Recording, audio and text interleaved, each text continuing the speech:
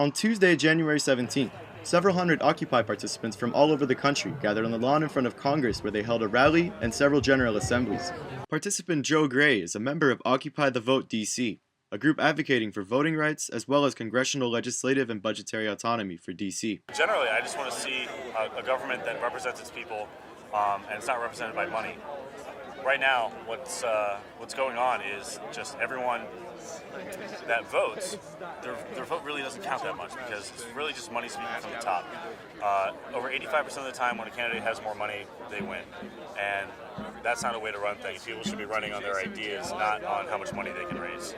One participant named Abraham came representing Occupy Mexico, attesting to what he says is a growing international revolution. This problem is a global problem because this revolution is a global revolution. Here we are in the center of the empire, in the capital of the system, the capitalist system. You know, this is the Occupy movement, and we're here to stop corporate personhood and greed and corruption. You know, we're here for a better tomorrow or a better today. This is our world and our children's world.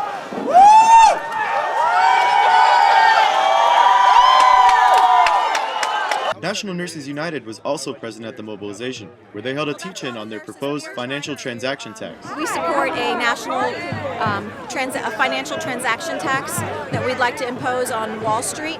It's a 0.05% tax that would be implemented that could generate anywhere up to $350 billion a year that could go back into health care, for housing, for jobs, education. And it's basically 50 cents on every $100 that's traded on Wall Street. Sean Malpin first got involved with the Occupy movement in his home state of Kansas. He has since traveled to the occupation sites all over the country and says that a number of events are already being planned for 2012. January 20th is Occupy the Courtrooms. That's where you go to your local courts and you sit and occupy. That is to protest all the 5,300 occupiers nationwide that have been arrested. May 1st is General Strike Day. That's where everybody strikes, they don't go to work. May 18th through May 21st is the GA Summit up in Chicago.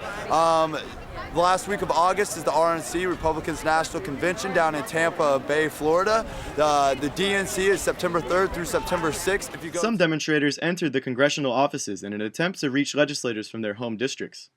Several people were arrested throughout the day, and in the evening, some protesters had planned a march to the Supreme Court and White House. This is David Doherty with the Real News Network.